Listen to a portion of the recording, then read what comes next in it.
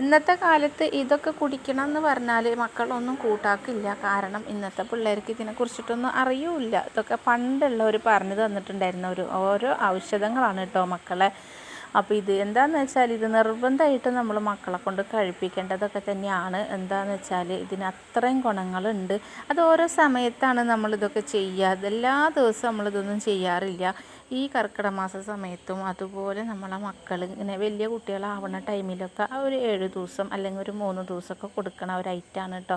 അപ്പോൾ അതിന് വേണ്ടിയിട്ട് നമ്മൾ എടുത്തിട്ടുള്ളത് ഉലുവയാണ്. അപ്പോൾ ഒരു ഗ്ലാസ് ഉലുവ എടുത്തിട്ടുണ്ട്. അപ്പോൾ ഒരു ഗ്ലാസ് ഉലുവയിൽ നമുക്ക് എത്ര ഗ്ലാസ് കിട്ടുമെന്ന് വെച്ചാൽ ഒരു 5 ഗ്ലാസ് കിട്ടും കേട്ടോ. അപ്പോൾ അതെടുത്തിട്ട് നമ്മളിത് നന്നായി കഴുകി ആ വെള്ളത്തിനൊക്കെ കളഞ്ഞതിന് ശേഷം നല്ല വെള്ളം ഒഴിച്ച് വെക്കുന്നുണ്ട്. ഈ വെള്ളത്തിലാണ് നമ്മൾ വേവിച്ചെടുക്കുന്നത്. അപ്പോൾ ഒരു ഗ്ലാസ് വെള്ളം ഒഴിച്ചതിന് ശേഷം നമ്മളൊരു 6-7 മണിക്കൂറോളം അത് കുതിരാനായിട്ട് വെക്കുന്നുണ്ട്. അപ്പോൾ ഉലുവ നന്നായി കുതിർന്ന് കിട്ടിയതിൻ്റെ ശേഷം നമുക്കിത് പിറ്റേ ദിവസമാണ് കേട്ടോ. പിറ്റേ ദിവസമല്ല, നമ്മൾ അന്നത്തെ ദിവസം വൈകുന്നേരത്ത് തന്നെയാണ് ഇത് വേവിച്ചെടുക്കുന്നത്.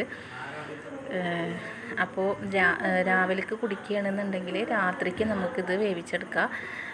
രാത്രി നമ്മളിത് രാവിലെ കുതിരാനിടുക. എന്നിട്ടൊരു രാത്രി നമ്മളെല്ലാ പണികളും കഴിഞ്ഞതിൻ്റെ ശേഷം ആ അടുപ്പിലാണെന്നുണ്ടെങ്കിൽ അടുപ്പത്ത് വെക്കുക. ഗ്യാസിലാണെങ്കിൽ കുറച്ച് ഗ്യാസൊക്കെ ചിലവാകും കേട്ടോ.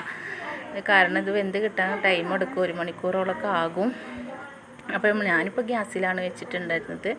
അങ്ങനെ ഇത് തിളക്കാൻ വേണ്ടി വെച്ചിട്ടുണ്ട്. അപ്പോൾ ഇത് നന്നായി തിളച്ച് വന്നതിന് ശേഷം നമ്മളൊരു കപ്പ് വെള്ളം ഒഴിച്ചിട്ടുണ്ട് കേട്ടോ. ഒരു കപ്പ് വെള്ളം ഒഴിച്ചിട്ടാണ് ഇത് വേവിക്കാനായിട്ട് വെക്കുന്നത്. പിന്നെ ഇടയ്ക്കിടയ്ക്ക് ഇതിൽ വെള്ളം ഒഴിക്കരുത്. അപ്പോൾ ഇത് നല്ല വെന്ത് കിട്ടില്ല നമ്മളെ ഉലുവ.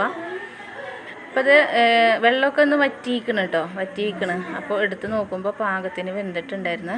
അപ്പോൾ ഞാനിത് ഇനി ഇതിൽ വെള്ളമൊന്നും ഒഴിക്കേണ്ട ആവശ്യമില്ല. നമ്മൾ ശർക്കര ഇടുമ്പോൾ ശർക്കരത്തെ ആ വെള്ളം കൂടി അതിലേക്ക് വന്നോളും.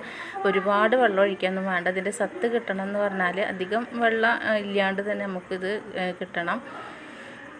എന്നിട്ട് ഈ ശർക്കര കൊണ്ട് ഉരുകി വരുന്ന ടൈം വരെ ഒന്നാണ്ട് തീ കത്തിച്ചതിന് ശേഷം ഉരുകി വന്നതിന് ശേഷം നമുക്കിതുകൊണ്ട് തീ ഓഫാക്കി ഇടാം. എന്നിട്ട് നമുക്ക് രാവിലെയാണ് ഇതിൻ്റെ വേറൊരു പണി, കഴിക്കാനായിട്ടുള്ള പണി ഇട്ടാൽ. കഴിക്കാനായിട്ട് നമുക്ക് ഇതിലേക്ക് വേറെ ഒരു ഐറ്റം കൂടി ചേർക്കാനുണ്ട്. അങ്ങനെ ഇത് വെള്ളം പോലെ കണ്ടില്ലേ, ശർക്കര ഇട്ടതിന് ശേഷം നന്നായി ഉരുകിയിട്ട് ഇങ്ങനെ വെള്ളം പോലെ ആയി കിട്ടിയിട്ടുണ്ട്. അപ്പം നമുക്ക് തീ ഓഫാക്കി ഇടാം. പിറ്റേ ദിവസം രാവിലെ നമുക്ക് ഈ ഒരു സാധനം വേണം കേട്ടോ. നമ്മളൊരു മുറി തേങ്ങയാണ് എടുത്തിട്ടുള്ളത്. അപ്പോൾ ഒരു 5 ഗ്ലാസ്സിന് ഒരു മുറി തേങ്ങ മതിയാകും. അങ്ങനെ നമ്മൾ തേങ്ങ ഒക്കെ ചിരകി വെച്ചിട്ടുണ്ട്. അപ്പോൾ ഇത് രാവിലെ നോക്കുമ്പോൾ ഇത് ചൂടാറിയിട്ട് നല്ല തണുത്തിട്ട് ഇരിക്കുന്നുണ്ട്. നമ്മളെ ഉലുവ കണ്ടില്ലേ, കാണുമ്പോൾ തന്നെ നല്ല കൊഴുപ്പായിട്ട് നല്ല രസമുണ്ട് കേട്ടോ. ഇനി ഇത് ഇങ്ങനെ കുടിക്കണതിനെക്കാട്ടും നല്ലത് ഒരു ജാറിലേക്ക് നമുക്കിത് ഇട്ട് കൊടുക്കാം. അപ്പോൾ നമ്മൾ എത്രയാണോ ആ നേരത്ത് കുടിക്കാൻ എടുക്കുന്നത് എന്നുണ്ടെങ്കിൽ അത് മാത്രം ജാറിലേക്ക് ഇട്ടതിൻ്റെ ശേഷം നമുക്ക് ഇതിലേക്ക് വേണ്ടത് ഒരു 2 പിടി തേങ്ങയാണ്.